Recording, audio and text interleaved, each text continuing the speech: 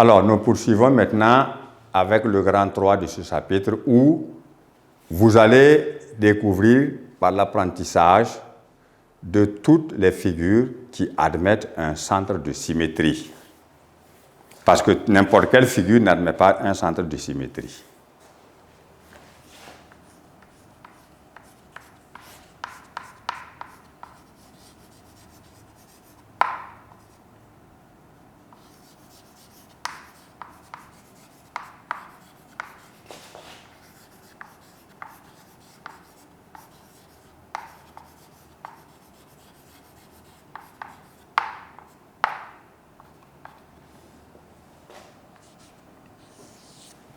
Donc, il y a plusieurs catégories de figures et on va les énumérer ici.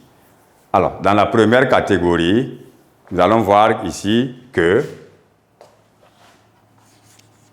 le rectangle, le carré, le losange et le parallélogramme ont un centre de symétrie qui est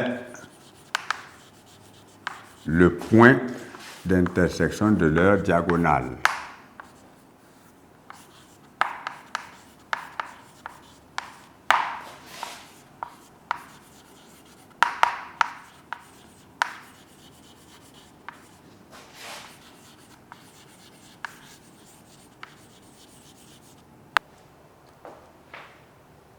Ensuite, nous allons voir ici, en petit 2, que le cercle de centre donné, ou par exemple, A pour centre de symétrie,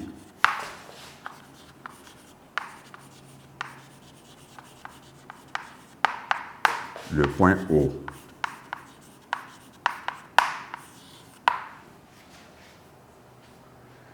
Voici d'abord les premières esquisses sur des figures admettant ou encore ayant un centre de symétrie.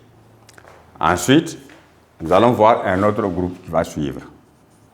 En petit 3, quand vous prenez un segment, n'importe quel segment admet un centre de symétrie qui est son milieu.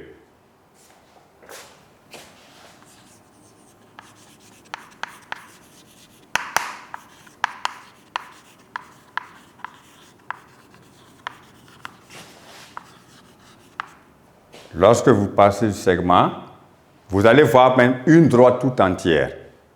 Et lorsque vous avez toute une droite, n'importe quel point de cette droite-là est un centre de symétrie pour la droite elle-même.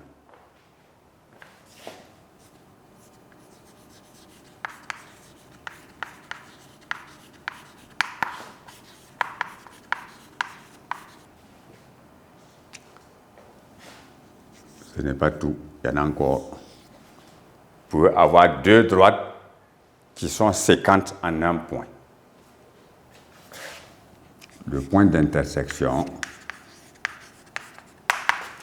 de deux droites séquentes est un centre de symétrie pour ces droites. Nous allons voir maintenant le cas de droite parallèle. Là, on est obligé de faire une représentation.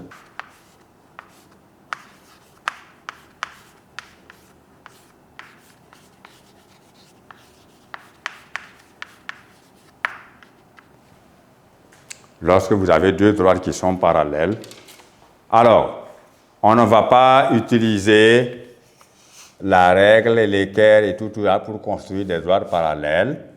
Voici une droite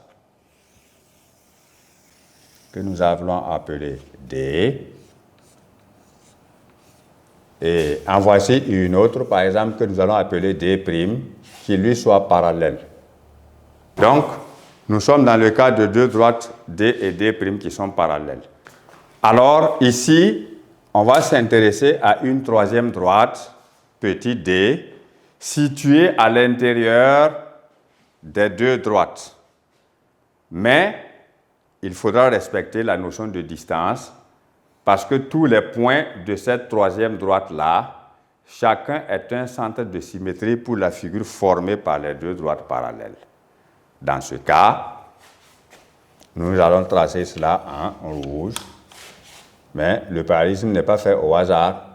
Le parallélisme doit être fait de façon à ce que, à chaque point de D, on obtienne un point de D' à égale distance de la droite en pointillé. Alors, ici, vous allez remarquer que cette distance que nous avons entre la droite D et la droite petit d que nous venons de tracer est la même que la distance entre la droite petit d et la droite D'.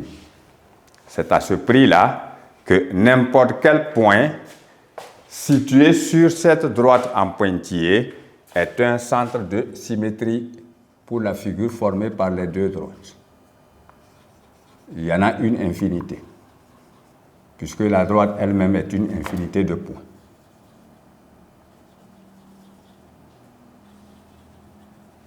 Donc, chacun de ces points, représentés en blanc sur la droite petit d, est un centre de symétrie pour la figure formée par les deux droites D et D' qui sont parallèles.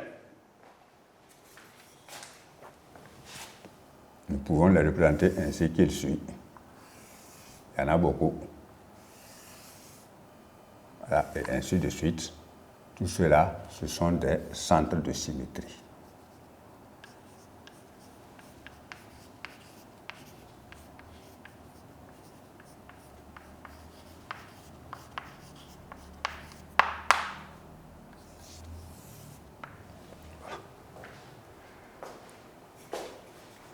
Et maintenant, en dernier ressort, en petit 7, nous allons voir le cas de deux droites parallèles coupées par une droite sécante.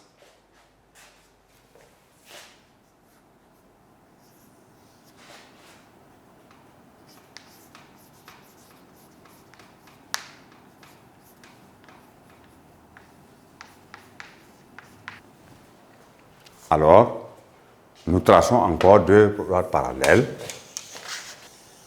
que nous allons nommer ici D', quelle qu'elle soit parallèle, et nous traçons une droite troisième qui est séquente à D et à D'.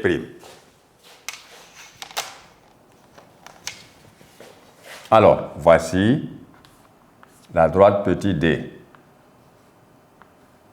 qui coupe à la fois la droite D et la droite D', respectivement en des points que nous pouvons appeler A et B. Alors, cette figure d'ensemble formée par les trois droites-là possède un centre de symétrie. Le centre de symétrie de cette figure-là, c'est quoi? C'est le milieu du segment AB. Si nous appelons ici I, milieu de ce segment, nous dirons que le point I, milieu du segment AB, est un centre de symétrie pour la figure formée ici par la droite D, la droite D' et la droite petit d. Voilà, parce que l'ensemble de ces trois droites-là forment une figure appropriée que nous pouvons observer. Et maintenant, la droite séquente, qui est la droite AB, dont le segment AB est une partie, évidemment, le milieu de ce segment nommé I est le centre de symétrie pour la droite. Alors, nous allons maintenant faire cas, parce que nous avons vu la notion de symétrie centrale, nous allons voir que l'on peut construire le symétrique d'un point ou d'une figure par rapport à une droite. Et ça, c'est la notion de symétrie orthogonale d'axe D que nous allons voir en même temps ici en petit 4. Thank you.